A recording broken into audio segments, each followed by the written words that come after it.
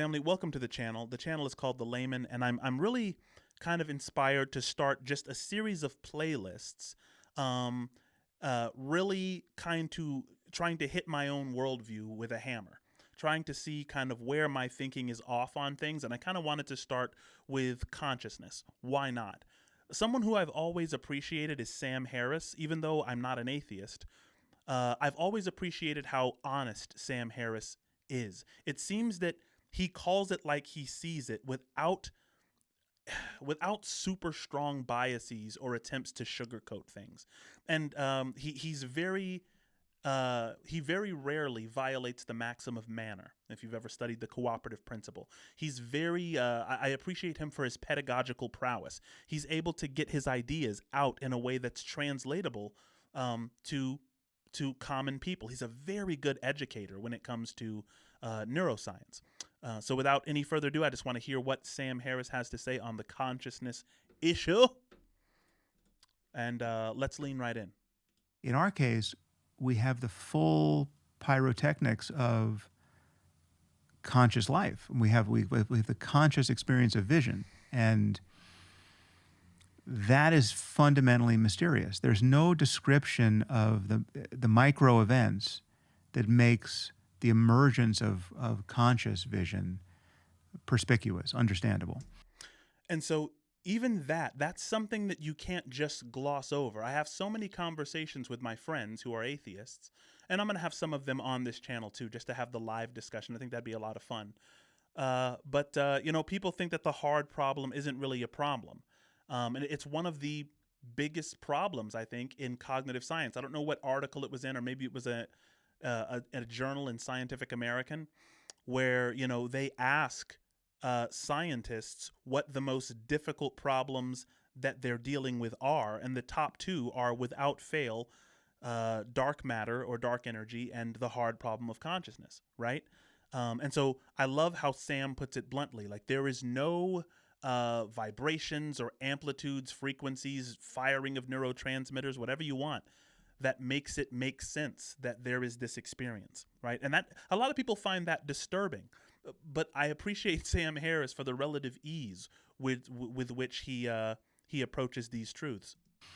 And what's worse, and the reason why this is really truly the hard problem as opposed to just yet another easy problem that we may one day solve, is that it seems impossible to imagine what could be an explanation that would intuitively run through. It's like you can't say, oh, but if only neurons were firing at this frequency, well then I understand why there's something that it's like to see, right? No frequency seems even relevant, right? It's like it simply does not matter what. So he says no frequency seems even relevant.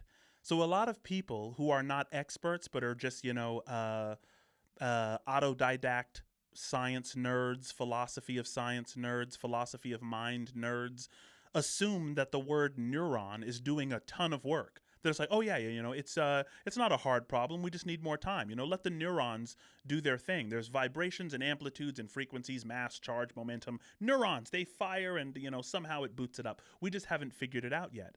Sam Harris is suggesting not even in principle does it make sense. Right? There is no light switch that makes it seem like anything other than magic. Keep listening. Frequency it is, or how many neurons you get, or what their pattern of connectivity is, or what neurotransmitters are involved, or none of that matters. Like that, all of that is as strange as saying that if a wind blows across a trailer park at exactly 146 miles an hour, and the trailer park is filled with watermelons and beer, that whole system becomes a conscious mind. There's something that it's like to be a trailer park. I think Sam Harris is a Luda fan. Shout out to Ludacris. Watermelon, Chicken, and Beer was one of Luda's best albums. Don't argue. Red Light District was not as good. But look, Sam Harris is like, look, it's not plausible, right? It's not something that you would intuit, no matter how many magic tricks or loops that you hurdle through, it's not going to make sense. It's not going to be predictable that the next thing you should expect would be the taste of chocolate or the feeling of heartbreak. Right. But if you take away the watermelon, it's not conscious anymore. Right. It's a mere statement of a miracle, right? And that's what it seems like it would be happening in the case of any story about the wheelworks of neurophysiology. See, atheism to me, as a theist and as a biased person, right? I'm not going to say that I'm not biased because I am.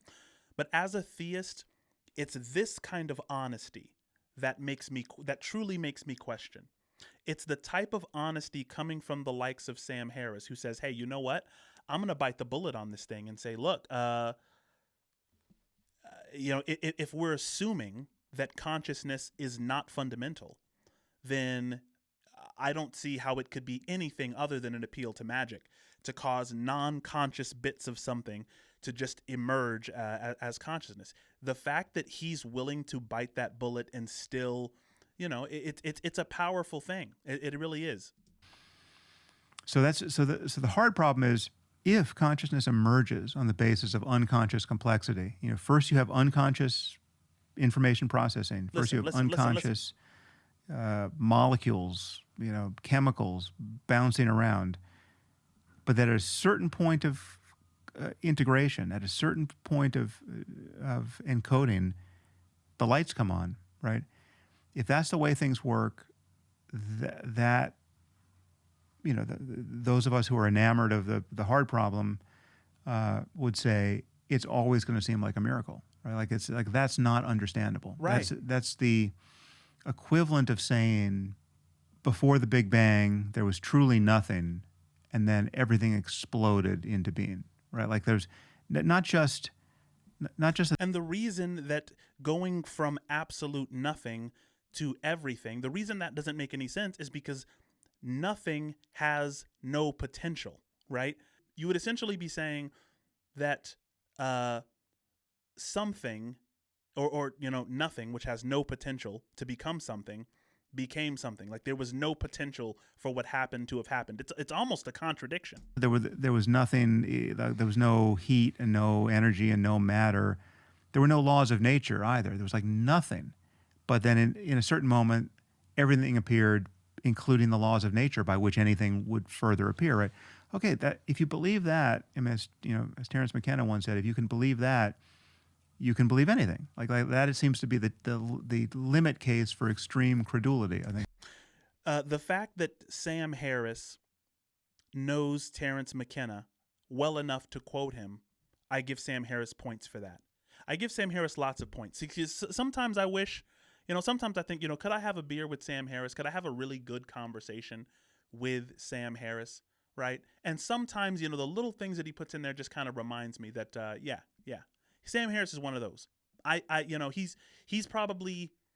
He's fighting with Alex O'Connor for my favorite YouTube atheist. That's what he said, right? So that is the hardest thing possible to believe because nothing is real nothing, not just not having space time, but like nothing, not having laws of nature, not having anything, right? Real nothing is precisely what can't give rise to something, let alone everything. Analogously, true unconsciousness, true nothing that it's like to be this system, is precisely the thing that can't give rise to the something of consciousness. And yet our direct experience of it is the only thing really that we can be certain of, right? It's like so far be it. There are some imbecilic statements that occasionally come out of philosophy and neuroscience that suggest that consciousness might be an illusion, right? Consciousness is the one thing in this universe that simply cannot be an illusion. Consciousness can't be an illusion because consciousness is the prerequisite for an illusion, right? Can this water bottle cap experience an illusion? No. Why? Because it's not aware. It doesn't have consciousness. So you can't say consciousness is an illusion because in order to experience an illusion, you must be conscious first, right? Illusion is a conscious experience. right? Because it is the thing that would give rise to any possible illusion. Right, Like right. if even if you were completely confused about what reality is, even if you're in the Matrix, right, or this is all a simulation, on in some alien supercomputer, or you're a brain in a vat, or you're psychotic, and I mean, you could be confused about everything. You can't be confused that something seems to be happening. Right? That seeming is what we mean by consciousness. Beautiful, beautiful, beautiful. So listen, as of now, I'm going to call myself 1-0 on the 1-0, meaning that there was a very credible and I think a very pleasant person to listen to. Definitely an expert on what he's talking about. There in the cognitive sciences, Dr. Sam Harris. Who believes that the hard problem of consciousness is an insurmountable one without an appeal to magic or a miracle, as he calls it, right? So that's going to be 1 point in favor of the idea that consciousness might be fundamental. I don't think Sam Harris would necessarily agree. He didn't say consciousness is fundamental, but he did say, look, if we want to go the physicalism, materialism route, you have a definite problem which may be insurmountable even in principle.